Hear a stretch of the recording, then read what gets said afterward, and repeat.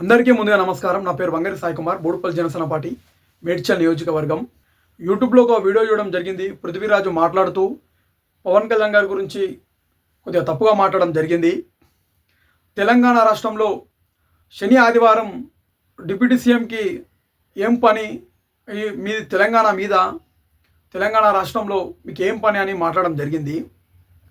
తెలంగాణ గడ్డ మీద పుట్టినటువంటి జనసేన పార్టీగా నాలాంటి తెలంగాణ ఉద్యమ బిడ్డలుగా ఈరోజు నీకు ఒకటే క్వశ్చన్ అడగదలుచుకుంటున్నాను. తెలంగాణ నీ అయ్య జాగిరా అని అడుగుతున్నా ఈరోజు నేను. యువన్ జాగిరి తెలంగాణకి వచ్చి ఎందుకు ఉండాలని అడగడానికి మనం ఎవరు అని అడుగుతున్నాను ఈరోజు నేను. అవగాహన లేనోళ్ళు ఈ మాటలు మాట్లాడతారు.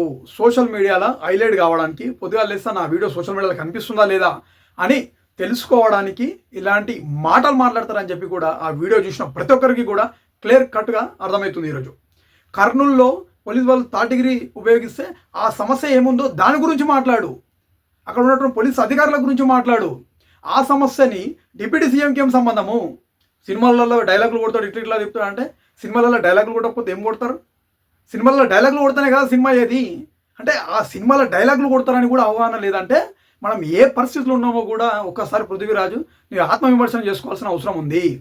పవన్ కళ్యాణ్ గారు తీసినటువంటి సినిమాల డబ్బులు ప్రజలకి 1000 కోట్లు వంచండి ఇప్పటి వరకు. మరి నువ్వు ఎక్కడ ఏ ప్రజలకి దానం చేసినావు, నీ సొంత డబ్బులు ఎక్కడ ఖర్చు పెట్టినావు ఒకసారి చెప్పాల్సిన అవసరం ఉంది. తెలంగాణ రాష్ట్రంలో ప్రతి ఒక్కరికి బ్రతకడానికి హక్కు ఉంది. అందరూ వచ్చి బ్రతుకుతున్నారు కాబట్టి తెలంగాణ రాష్ట్రం సిటీ, హైదరాబాద్ సిటీ మహానగరంగా ఈరోజు పేరు వచ్చింది. అది మనకు తెలియదు. ఫస్ట్ ఆఫ్ ఆల్ మనము ఫ్రేమ్లో కనిపించడానికి, ఈ నోటికి ఏదో వస్తుంది మాట్లాడడానికి, ఇక్కడ సోషల్ మీడియా ఫ్రీగా ఉందని చెప్పి మాట్లాడితే నీ విలువలు, నీకున్నటువంటి క్రెడిబిలిటీ దెబ్బతింటుందని చెప్పి కూడా నేను ఒక జనసేన పార్టీ తెలంగాణ గడ్డ మీద పుట్టినటువంటి ఒక బిడ్డగా నీకు తెలియజేస్తున్నాను. సబ్జెక్ట్ గురించి ప్రశ్నించు. జర్నలిస్టుల గురించి ఎవరైనా సరే తప్పుగా మాట్లాడితే ప్రతి ఒక్కరం స్పందిద్దాం, ఎదురు తిరుగుదాం. కానీ అక్కడ జరిగిన జర్నలిస్ట్కి, అక్కడ జరిగినటువంటి సబ్జెక్ట్కి, నువ్వు మాట్లాడుతున్నటువంటి మాటకి సంబంధం లేనటువంటి విషయం అని చెప్పి కూడా రాష్ట్ర ప్రజలందరికీ కూడా ఈరోజు క్లియర్ కట్గా అర్థమవుతుంది.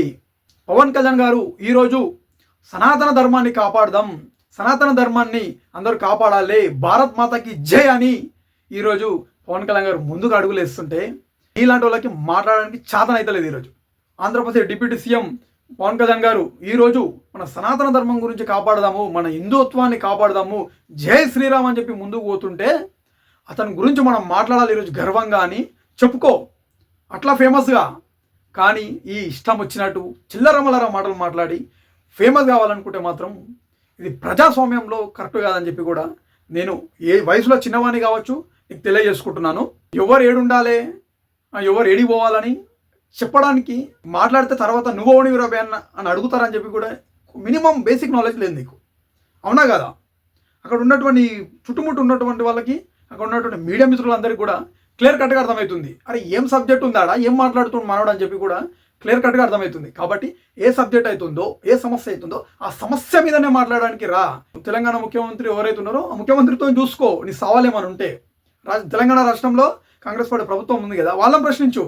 నీకు సంబంధం లేనటువంటి సబ్జెక్ట్ని తీసుకొచ్చి మాట్లాడుతున్నావంటే సబ్జెక్ట్ పైన, ప్రజల మీద పూర్తిగా అవగాహన లేదని చెప్పి కూడా పవన్ కళ్యాణ్ గారి మీద మాట్లాడిన మాటలు వెంబడే వెనుకకి తీసుకోవాలని చెప్పి కూడా మర్యాదపూర్వకంగా చెప్పదలుచుకుంటున్నాను.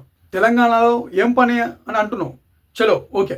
తెలంగాణలో ఏం పని అనేటువంటివి, తెలంగాణ రాష్ట్రంలో పవన్ కళ్యాణ్ గారు అనేకమైనటువంటి కార్యక్రమాలు మొదలుపెట్టిండు, ఎన్నో కోట్లు ప్రభుత్వాలకు ఇచ్చిండు. కొండగట్టు ఆంజనేయ స్వామి కానీ ప్రతి ఒక్కటి చూసుకున్నట్టయితే హిస్టరీ పేపర్ తిప్పి చూడు, ఏమేం చేసినో తెలుస్తుంది. అప్పుడు నీ నోరు ఎవడు కట్టేసిండు? అప్పుడు నీ నోరు ఎందుకు మాట్లాడలేవు? అదే ఆంధ్ర నాయకులు తెలంగాణలో ఎందుకు ఇస్తారని ఎందుకు మాట్లాడలేకపోయినావు? అంటే ఇది కేవలం పవన్ కళ్యాణ్ గారి గురించి మాట్లాడి నువ్వు హైలైట్ అయ్యామనే ఇది క్లియర్ కట్గా అర్థమవుతుంది.